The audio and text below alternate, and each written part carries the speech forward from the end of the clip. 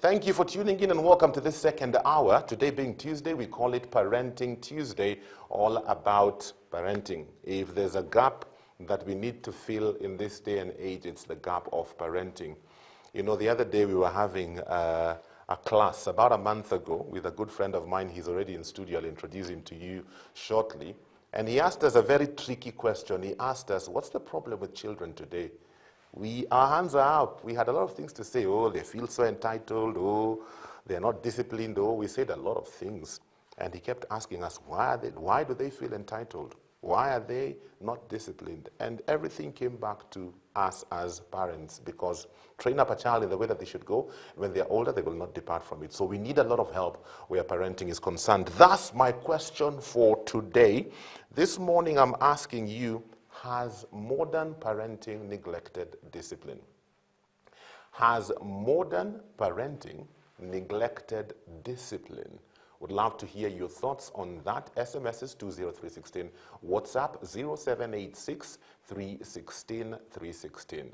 SMS is once again on 20316 and WhatsApp 0786 316 316. Question is, has modern parenting neglected discipline? Would love to hear what you have to say about that. Right now, I want to take a look at the local dailies and find out what's making headlines today. Big story in the Standard newspaper, Raila, the Moi I know. ODM leader pays glowing tribute to Mzee on the last day of public viewing of the former president's body at Parliament buildings. Foreign leaders expected at Nyayo Stadium for state funeral service this morning. That's the big story right there. There's a picture there of ODM leader Raila Odinga and his wife Ida as they were paying their last respects to former president at the Parliament buildings yesterday. And there's also a picture of the military outriders escorting the body of the former president to Parliament buildings for public viewing yesterday. I don't know if you got the opportunity to go for the public viewing. Lots of people, some people traveling from all over the country just to come and pay their last respects. Pictorial on page 2 and 3, last day of public viewing ahead of funeral service at Nyayo Stadium. Lots and lots of people making the trip. Seeing pictures yesterday and some videos of some people who even fainted because the lines were too long. I thought, oh my goodness. So you can take a look at that. Other stories making headlines in the local dailies today. There's quite a bit on the late former president, under the title Celebrating a Statesman. People sharing what they knew about our late former president. So you can take a look at that. Other stories making headlines today. Financial Standard, experts hog local tech startup billions. Armed with lofty ideas on how to change the continent, foreigners have found a perfect playing ground in Kenya from where to reel in billions of dollars in funding for their fledgling businesses, sometimes unfairly edging out their Kenyan co-founders. That's what it is in the Financial Standard newspaper. Talking finances, remember tomorrow we have the Financial Clinic right here on Jam 316. And then interesting story here, lack of restrooms on roads, a national shame. Lack of restrooms on major roads reeks of poor planning. Yeah, if you've ever taken a trip by bus, mnasimamishawa mahali kwa kichaka. Wanaume wanakimbia pande hii, wanawake wanakimbia pande hile. Yeah, we water the nation, we come back to the bus, we continue with our journey. Anyway, also on the tragedy that happened in Kakamega, there's a story here. Sober mood as school reopens after last week's fatal stampede. Kakamega Primary School reopened yesterday after last Monday's stampede that left 14 people dead and another 46 injured. You can also take a look at that story in the Standard newspaper, and then in the back pages, it's all about sports. There's quite a bit on football, cricket, some basketball, and also international athletics. That's about it, my friend. Grab a copy of the local dailies and update yourself on what's happening both locally and internationally. Our discussion for today on parenting, love, and discipline is coming up shortly. Before I introduce you to my first guest today, let's take a look at today's weather, find out what kind of weather we shall be rejoicing under. My good people in Nairobi, you are looking at a very hot day today. ni holiday, watu waende wakaogelee. Highs of about 30. My good people in Mombasa, partly cloudy skies today. Highs of about 34 with lows of 25. My people in Nakuru, your day-to-day will be very sunny. Kama watu wa Nairobi too, highs of about 28 degrees. And then Kisumu Dala. My good people in Kisumu, look out for a sunny day today as well. And you're looking at highs of about 31 degrees. That's your weather for today. Like I always say, no matter the weather on the outside, make sure you carry your own weather on the inside. Now, on to our discussion for today. I have amazing guests in studio with us to talk about parenting, love, and discipline. My first guest for today, my good friend, Stanley Mukolwe. How are you doing? I'm well, thank you. Welcome to my kitchen. Nowadays, you. I have a kitchen, that I invite people to. It's good to have you. Thank you. Karibu sana. Asante sana. Do you take coffee? I take very little coffee. I used to take a lot of coffee. And then what happened? You backslid? No. I moved forward, actually, not backwards. Oh, yeah. I discovered that coffee gives me eye pressure. Oh, wow. I went to see a doctor one time and he took my eye pressure and it was high. Eye pressure? Eye pressure. That's a new one to me. And so I take little coffee with lots of milk. Little coffee with lots of milk? I do coffee as a social drink. I don't really drink coffee anymore. Okay. Do you take sugar in your coffee? No sugar. No sugar? Yeah. You're one of those, eh? Yeah. When you grow older, you get wiser. I'm trying to get there. I'm really trying. I keep going back. Yes. But with friends like you, I know I will make it to the other side. Yes. Now, talking about discipline and parenting, maybe I'll ask you the same question I've thrown out to our listeners and our viewers today. You think modern parenting has neglected discipline? I think it has. Okay. Why would you say so? Well, I think that many of the modern parents may have been abused by their own parents.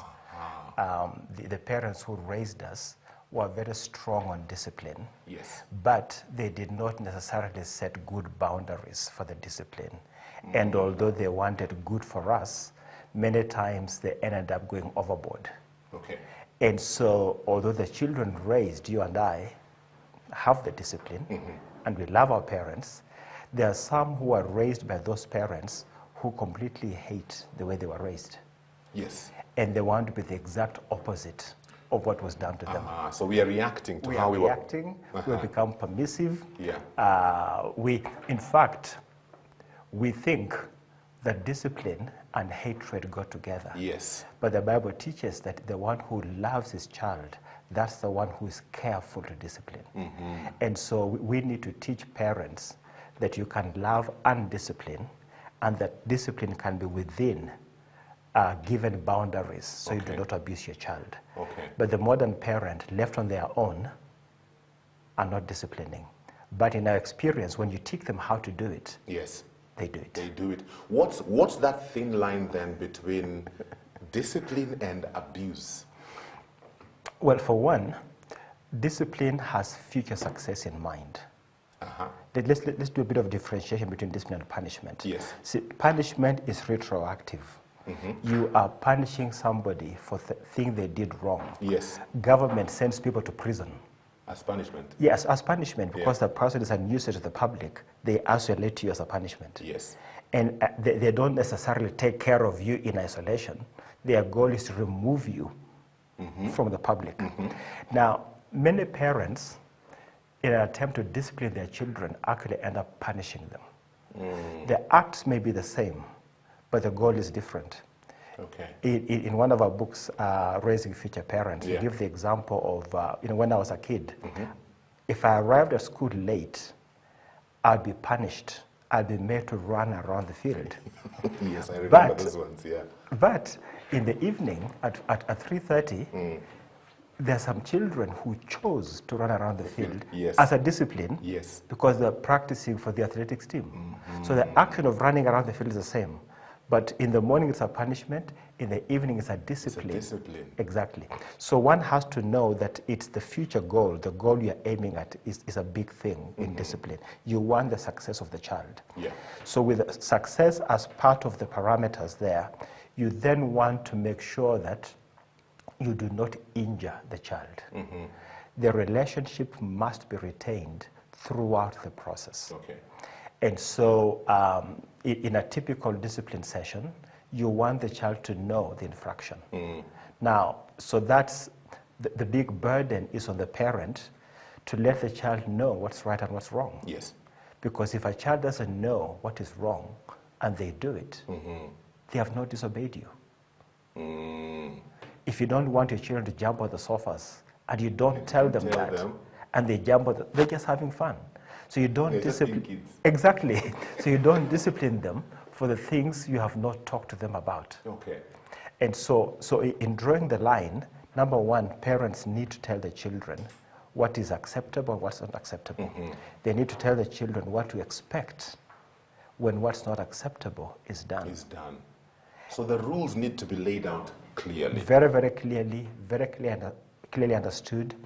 There should be no anger in discipline. That's a hard one. That's a hard one. Yes. But you see, it's when you are angry Yeah. that you abuse your children. Because abuse has to do with excessive and inappropriate. But you know, one thing we have been taught is that you deal with the situation at the moment. You know, and many times at the moment, there's so much anger. Yeah. And you're thinking, no, my child did not just, what are you doing? Okay. And you find sometimes you use your hand, sometimes you beat them Yes. like you're fighting somebody of your own size. Yes. And so we teach our parents that you differentiate the disobedience of the child from the anger that you feel. The fact that you are angry has nothing to do with anything. The fact that you're embarrassed, the child has done something, Yes. and your boss happens to be at your house having dinner. The child is reaching across the table, Yes. and they hit the glass and the water spills on a guest. That has nothing to do with the measure of discipline. The issue there is not that the guest was embarrassed, that the parent was embarrassed. The issue there is that you have taught your children to ask for things and not to reach across. Yeah. So when we are angry, we must disqualify ourselves from discipline. So the way I would do it practically, I would ask my son or my daughter to go to her room and wait for daddy. And in the next 5 minutes, I sort myself out. Fast. Oh, you have to. Before you sort out your child. Exactly, because when all is said and done, the relationship must be retained. Yeah. That's important. That's important. Let me take you back to how our parents raised us. Yes. You know, like I was saying earlier, I feel like they focused more on discipline than displaying love and affection. Yes. You know, some of us have never had, especially our dads, tell us that they love us or tell us that they're proud of us. Yes. You know, and some of us, we go through our whole lives trying to achieve, trying to perform so that we can get that validation from our dad, and sometimes it never comes. So how do you reconcile that? Yeah, I think that our dads were doing the best they knew. Yes. And they pass on to us what they received from their fathers. But the thing is that love can be expressed even while discipline is going on.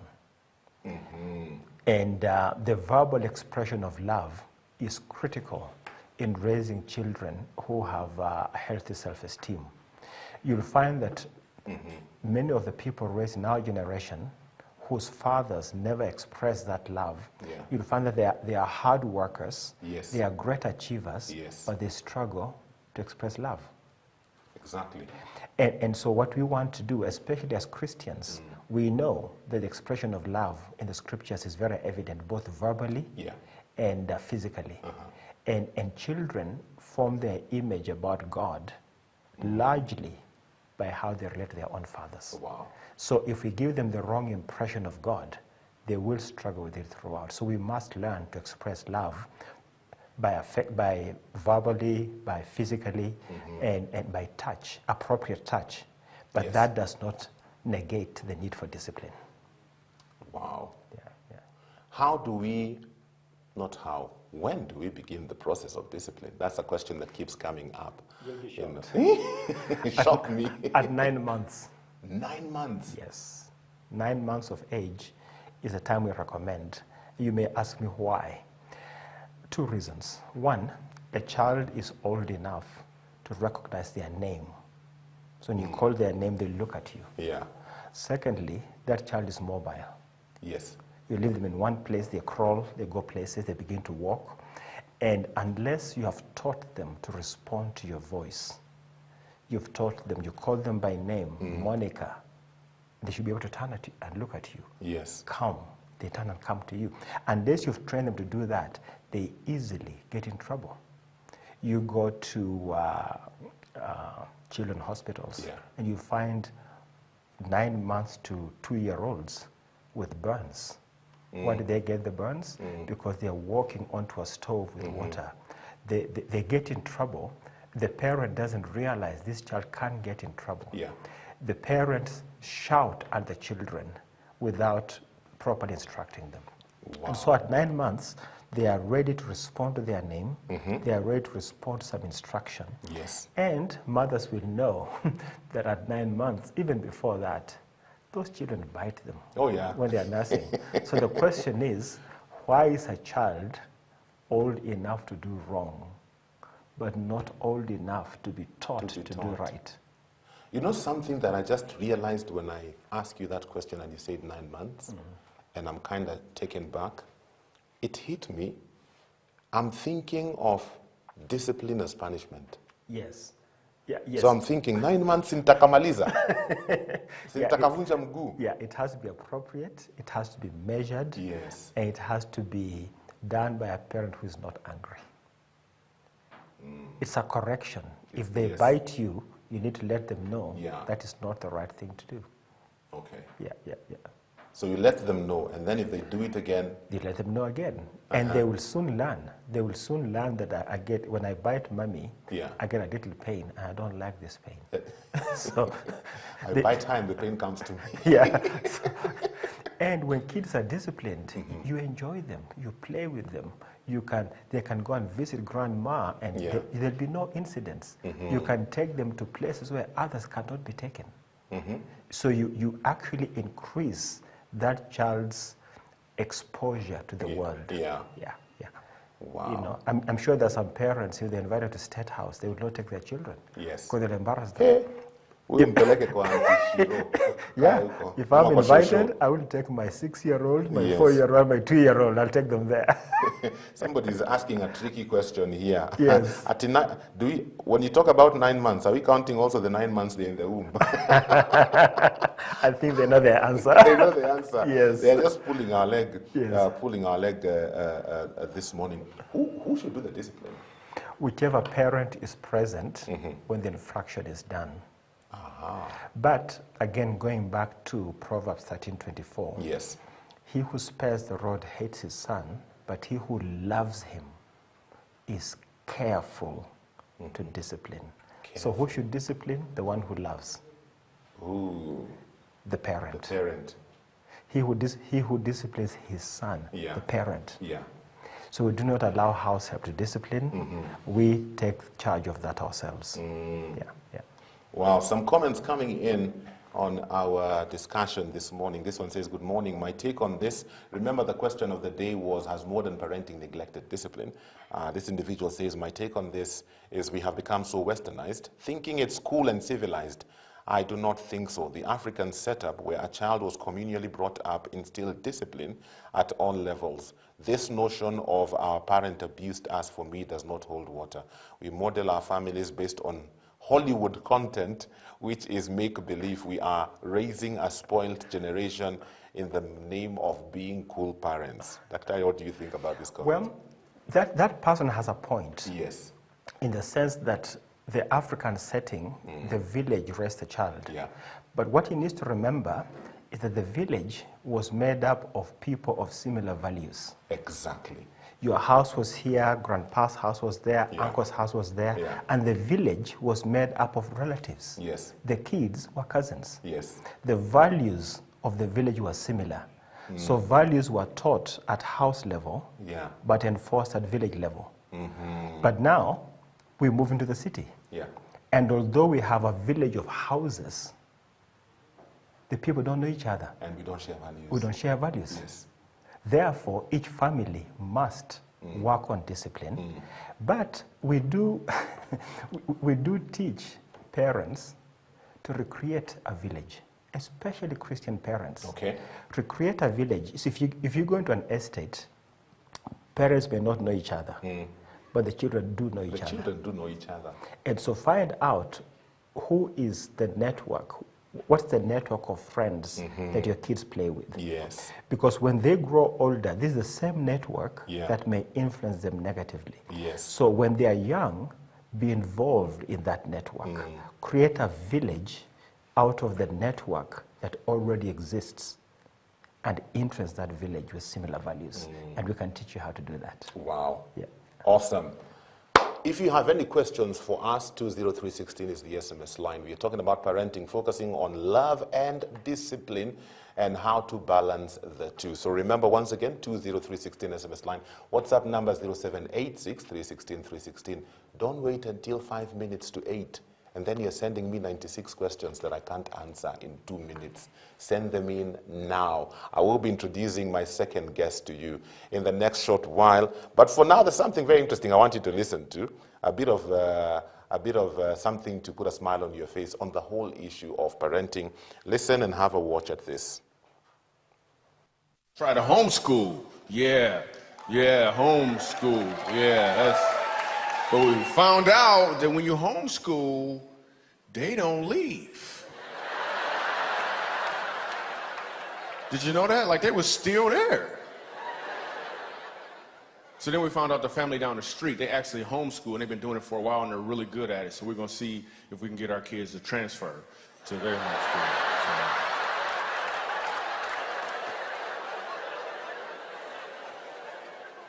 I had a friend that was homeschooled when we were kids, man. He got kicked out of homeschool. That was weird. Parents, you ever want to have to talk with your teenagers? Because teenagers can be a little bit of work. You ever want to have to talk with them? You ever want to break up with them? You ever want to sit them down and be like, listen, I think we should just be friends. It's not working out. It's just not working. We are fooling ourselves. No. It's not like, no. We're not seeing any other kids. We're not ready. But if you want to see some other parents, that's just fine. You know? If you could just give us our stuff back, that'd be cool. We call it even. You know what I'm saying? I like reading the Bible. I was reading the Bible. Found out Jesus had a little brother. Anybody know his name? James. When I read that, I was like, how much pressure was that? Jesus, your big brother? How many times did you have to hear, why come you can't be more like Jesus, James? Because you know, everybody probably thought that James could do the same thing Jesus could do, but he couldn't. He was just James. He wasn't James Christ. James had problems. He would go to his parents with his problems, and you know what they would say? He'd be like, well, what would Jesus do, you know? Then they gave him a bracelet. And also found out when Jesus was 12 years old, Mary and Joseph lost Jesus. They lost Jesus. And you know the first thing they had to do was pray. I wonder what that prayer must have sounded like. Joseph probably did the prayer. He was like, oh, God.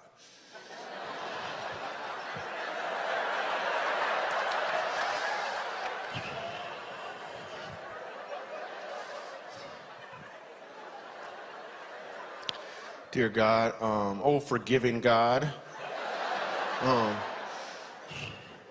You remember that Messiah you gave us? You got another one somewhere, man? We don't. That was the only begotten son? Okay, we're going to find him. The joys of parenting, I'm telling you, that to me is one of the most amazing Christian comedians I have ever come across. And just the way he delivers his jokes, sometimes he has very intelligent jokes. You have to really think about it. You begin laughing like 2 weeks later when it hits you. This is what he was actually saying. But I thought that was a good beat on parenting. My second guest is here today. Amos, how are you doing? Very good, sir. It's good to have you, my friend. Thank you. You know, I was looking at Stanley. Yes. Now I'm looking at you. And I'm thinking I missed God because I wanted to put on, I have a light purple sweater. you know, just similar to what the two of you are wearing. And I had thought of putting it on this morning. Yeah, yeah. And I thought, nah. Nah. So I failed to hear the voice of God. It's okay. You're forgiven. I'm forgiven. You're forgiven. Amen. Good to have you. Yes, thank you. Thank you for having me. Parenting, discipline, Yes. love. Yes. Yeah, you. I know you run a forum on Facebook. Yes. Papa Bear. Papa Bear Kenya. Yes. Tell us a bit about that. What's that all about? So Papa Bear Kenya is about fatherhood. It's about exceptional fatherhood. Yes. And the idea is to encourage conversations and equipping men to be better fathers. Okay. I think a lot of men go through this process without any sense of preparation at all. Women are generally prepared better for motherhood than we are for fatherhood. For father, that's true. So this is an attempt to try and bridge that gap and see if we can get men to be more prepared as fathers. Great. Yeah. How many kids do you have? I have 3 kids. 3 kids. I have 3 kids, yeah. Ages? Yeah, 11, 9, and 5. So you're the right candidate, my friend. Let's talk about discipline. Okay. Do you find it challenging, Yes. especially to discipline the girls? So I have 2 girls. Yes. The first and the last are girls. Yes. And yes, absolutely. And not just the girls, even the boy. There are definitely challenges with discipline. I think one of the biggest challenges is the consistency of doing it, repeatedly. That you always deliver the same consequences for the same infraction, and you do it consistently, so that you don't get tired. Because what happens is you get tired, and then you say, it's okay, let me just leave it alone. And then it ends up registered into the child as, it's okay, I can keep doing this. It's not a big deal. So just that consistency is part of the challenge, and just doing the same thing. They know every time there's an infraction, the consequences are clear and they're always delivered. Okay. Now, earlier on, I was talking to Stanley Mukolo, and he'll be joining us on set shortly. Yep. And he talked about we begin at 9 months. When did you begin? So we actually went for the class, for the Raising For Future his Parents class. class, for his class. We're actually doing the class currently Oh, yeah? with him. Yeah, Yes, It's an amazing class. It is an amazing class. Yes. And when we had that statement, the 9 months, it was quite surprising to us because our baby was about that age at the time. And, it seems counterintuitive. Yes. It even seems, it seemed weird to us at the time. But it's true. Why should a 9-month-old do the wrong thing, yet they are old enough to learn how to do the right thing? So it was a bit of a shock to us, but it was actually the right thing. And so we started at 9 months for all our children. That's when we began. Who do you find disciplines more? Is it you or your wife? Well, I find that generally because of circumstances, my wife spends a lot of time with the kids. Yes. So I guess she's there a lot when infractions happen. And myself, because of work schedules, etc., I'm not there as often as she is. Yes. So she tends to do a lot of it, but it's equal. I mean, if we're in the house at the same time and an infraction happens, either one of us is happy and willing to take it on. And to deal with I it. find that in this generation, as we raise up our children, a lot of us rely heavily on house helps, house managers, depending on what you want to call them. Yeah. And I find that in some cases we even delegate the whole aspect of discipline to them because they're spending probably 80 to 90% of the time with the children. We are so busy out here trying to make a few extra coins. I don't know what you think about that concept of allowing or giving that responsibility of discipline to your house help. Yeah, I disagree with it. I think it's not right for somebody who is not the parent of the child to discipline the child because they don't know the child, they don't love the child like you do. Yeah. And that's where abuse comes in. If that child is not loved or if the discipline is not delivered in a loving setting out of a sense of concern for their future, then it's just abuse. It's basically hitting the child to vent your frustrations on them, which is what a lot of house helps would do.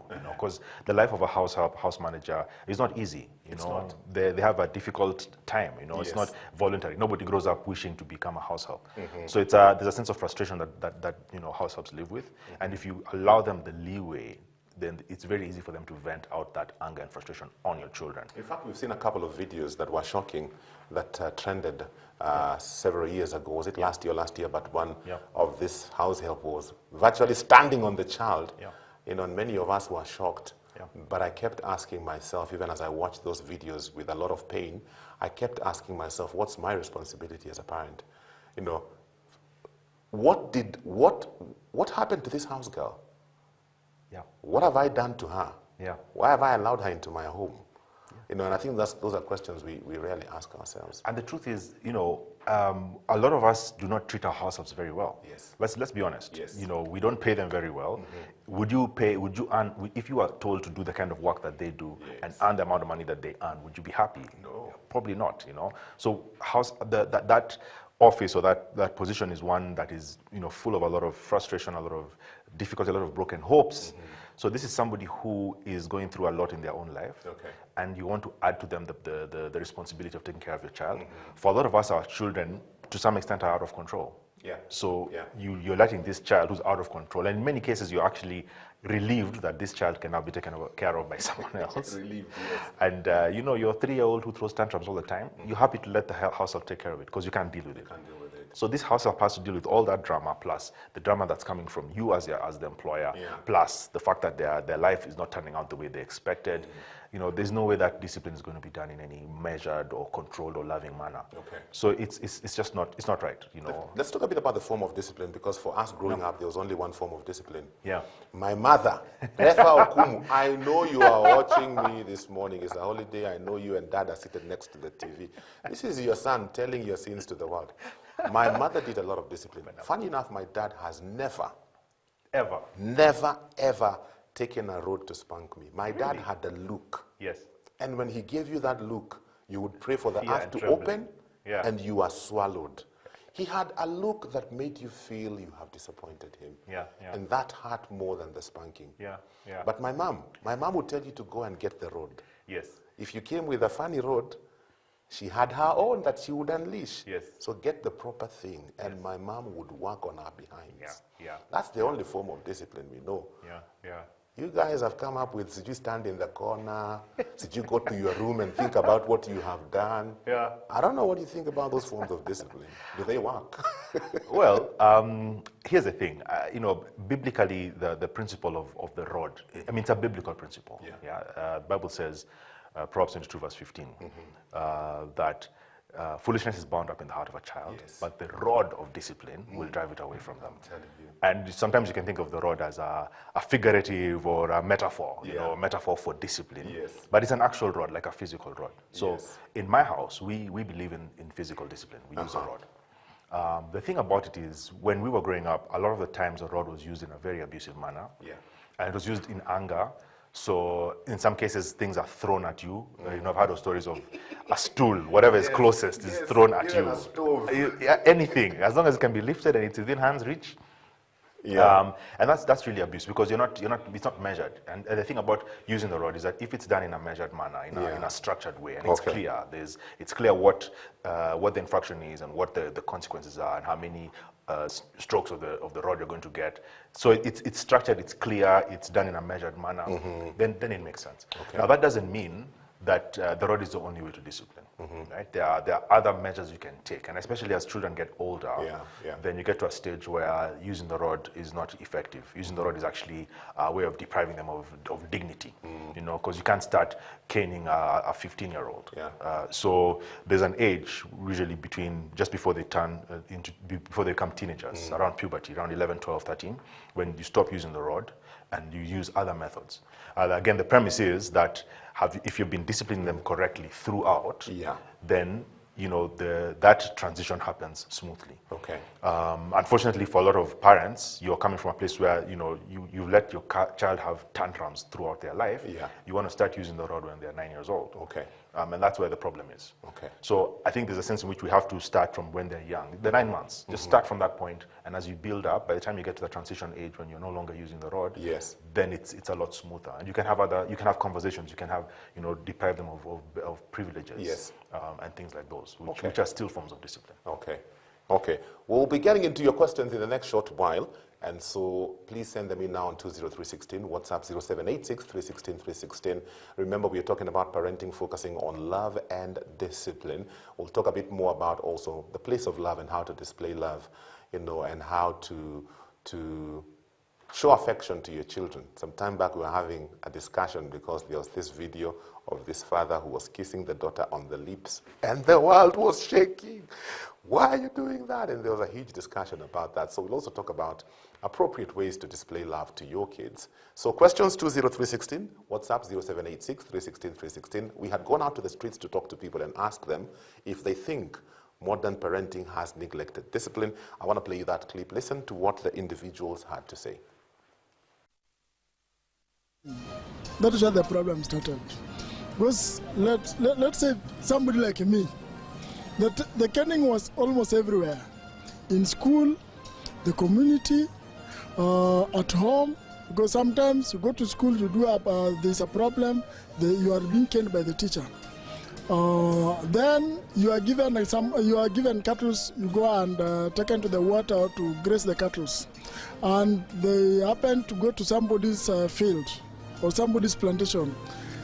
The owner of that plantation will cane you and you will report nowhere. But nowadays, even correcting your own child becomes a problem because you cane a child, your child takes you to the police.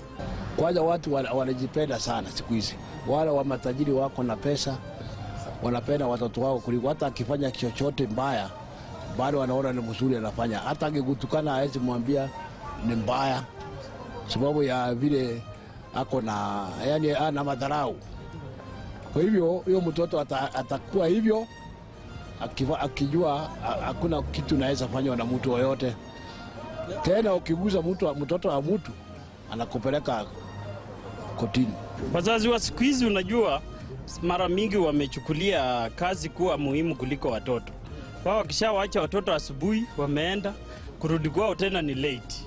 Sasa siku hizi washughuliki na watoto sana, na ukichapa mtoto wake amepata advantage ya kukustaki afaidike na hiyo. Ile miaka yetu ya hapo nyuma wazazi walikuwaga, hata awe mzazi mwenye patana naye kwa barabara si mzazi, ule mtu ambaye amekushinda na umri, ukiona unaenda mbaya ulikuwa unapata mjeledi. Lakini siku hizi wazazi wa siku hizi hawashughuliki na watoto. Ukiguza mtoto, mzazi anasema ni mtoto wake, anachukulia hapa, anakuwa anapata njia, anataka atafute bila atapata kukula kupitia kwa ule mtoto. So wazazi wa siku hizi wameacha majukumu yao. Wow, those are interesting comments. Those are very interesting comments. I don't know what you think. It's something you alluded to earlier on, Daktari, yes. about back in the day it was a community. It was a community. It was a community, and so even the discipline was coming from a place of love and knowledge.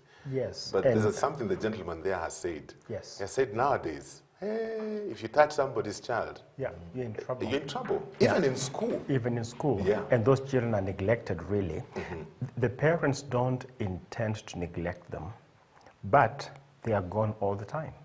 Yeah. They are gone working or looking for a job, and the child is left behind, sometimes with a house help, sometimes without a house help. Yeah. And the children have to play on their own, unsupervised. They get into a lot of trouble. So the modern parent is focused on giving the children a good living, Yes. get them into a good home, Yeah. good education, but they neglect the most important thing. It's the equivalent of getting the best seed, buying a very good shamba, planting it, and not weeding it. See, once you plant a crop, yeah. you must take care of it. Yeah. If you don't, it will be overtaken by the weeds. True. So the modern parent does all the right things, but is not there to take care of the child. Okay. And so the child will end up being neglected. There's something Amos said earlier, and thinking about it, it makes sense. Trying to connect what you said and what you said about beginning at 9 months. Yes. And I find that between the time the child are born and by the time they're getting into their preteen years, a lot of discipline is neglected. Sometimes when they do some things, we think it's cute. Yeah? They are the entertainers when the guests come. Wachana naye anakuwaga tu hivyo. Huyu anakuwaga tu kichwa ngumu. But now when they become preteens and they get into their teenagehood years, is when we are really trying to instill this discipline. This is when we are talking to their teachers, we are talking to their pastors. They need to see somebody. I don't know what your thoughts about. Would I be accurate to think that way? Yes, I mean, there's a principle that's taught in the class that extrapolate this behavior, what you're seeing in a 2-year-old throwing a tantrum, rolling on the floor, picture that child as a 22-year-old who has been denied something. Maybe they have just started a new job and they've been denied something, and they've grown up all their lives knowing that a tantrum is the way to get things that you want. Yes. So this is a 22-year-old who's going to throw a tantrum in the office, because as a 2-year-old, they grew up knowing that's okay, that's what happens. And that's the thing, you know, we cannot, well, you can discipline at an older age, but it's much harder. You know, they say that it's easier to bend a tree when it's still young. Yeah. By the time you get a fully grown tree, you can't bend it. It has to break in order for it to make it do what you want it to do. So it's very important that this discipline process starts from a very young age. And a lot of what we excuse as childishness or wanakwanga hivyo, those are just babies, that's how children are. It's really just indiscipline and disobedience. Let me give an example. You know, you come with your 4-year-old and you ask your 4-year-old to say hello to somebody. Yes. You know, salimi auntie, and you ask them to put up the hand. What do? They scoot behind your behind you and peeking out from behind you, and you say, no, he's shy. You know, that's just how he is. But what has he just done? He's disobeyed you. You gave him a direct instruction to reach out and say hello to this person, and they disobeyed. And you excuse it and say, it's okay, that's how children are, they're shy, that's how they are. But you see, the truth is, you're basically telling them that they can choose to disobey your instructions whenever they want. So how do you tell that person when they are 14 years old that you need to be doing things in a certain way? Yeah. You know, so we need to stop excusing bad behavior and calling it childishness and expect more from our children. Expect them to obey the instructions that we're giving them. Wow. Because it doesn't hurt. It's not that difficult to just reach out your hand and say hello. It really isn't that difficult. So let's not excuse childishness. Let's not excuse disobedience and call it childishness. Yes. There's a question here. This is a heavy one. It says, my son did something at 2 years that I could not believe. At 2 years, with a neighbor's daughter, they were found naked, trying to do wrong stuff. How do you discipline such? Because I almost killed him. You don't discipline for that. You don't discipline for that? No. Oh, really? You ask yourself, Yeah. where did the child learn this? You take responsibility. The question is, where did he learn it? And where was the parent when the child was learning it? Wow. So there's a bigger picture here. The issue is not the act they found them in. The question is, where did they learn that? And then you have to work backwards. They are probably exposed to pornography. Now, this parent is saying they found them naked. There's nothing inherently wrong with finding a child naked, but it's probably what they were about to do. That's the issue. And we have had situations Yes. where 5-year-olds are having sex with 4-year-olds Oh, because they were exposed to pornography. yes. The pornography was on the house help's phone. Some of it was on the father's phone. Oh, my goodness. And the father did not know the child had access to the phone. And so the child wants to behave like a grown-up. They have seen grown-ups naked. They have seen grown-ups doing their acts. They have been shown those videos by grown-ups. So why shouldn't they do Why it? shouldn't they do it? They want to be like grown-ups. Yes. So the issue is not the child. The issue is who taught that child and where was the parent when the child was learning that. So this parent needs to take a step back Yeah. and take care of the environment and then teach the 2-year-old right and wrong. Descending upon them with the discipline will not do it. Just picking her or his words, because there's so much anger, you can't believe your child is doing this. Yeah. Like they said, I almost killed them. Yeah. Unamchapa kifo ya kichapo cha nyoka. Kichapo cha nyoka. Yeah. Yes. Yeah. What does that then do to the child? The child will resent you. The child doesn't know why you're beating them in the first place. Yes. Now, the anger that is displayed within you, now you have to remember, the child did not make you angry. The child revealed the anger within.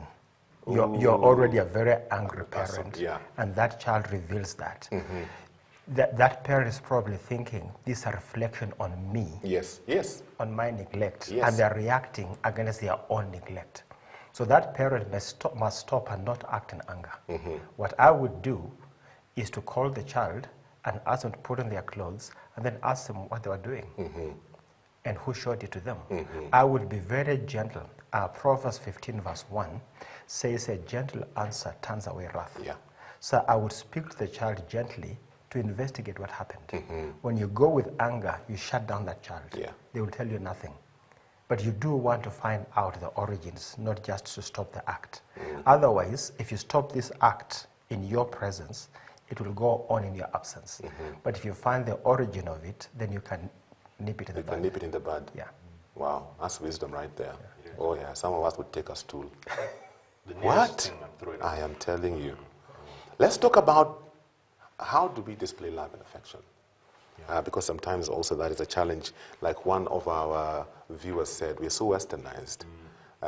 Sometimes I walk in town today and I see how our young people display love and affection. I'm thinking if you did that in our day, in the streets of Nairobi, what? Anyone would descend on you. Anyone would descend on you. Yeah. So as parents, are there boundaries also in terms of displaying love and affection towards our children? So a lot of that display is touch, right? And for very young children, they crave the touch of their parents. Yeah. So just putting your hand around them and just letting them know that you're there with them, just that touch. There's an age at which that kind of touch can be inappropriate. So for example, it might be okay for a 5-year-old girl to sit in your lap, but maybe not for a 15-year-old.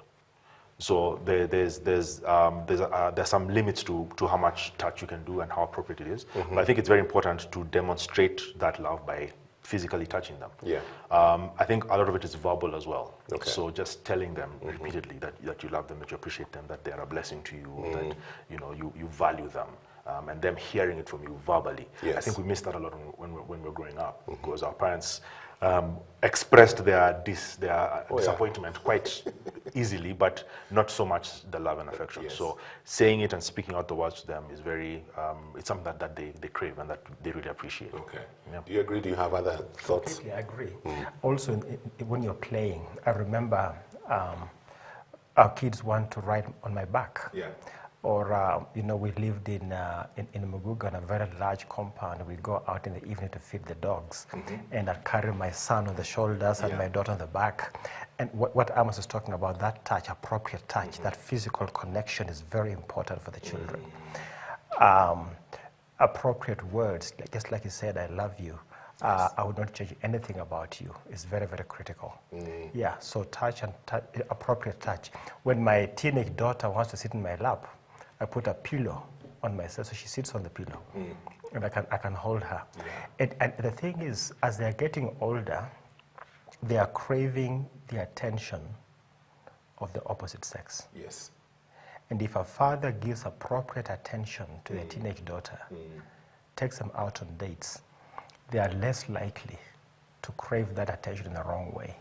And they're more likely to wait till they're older to be able to start dating and making good decisions. Yeah. Wow. Parting shot. I'm hearing voices in my head. Oh, you are? Oh yeah. It's not the Holy Ghost.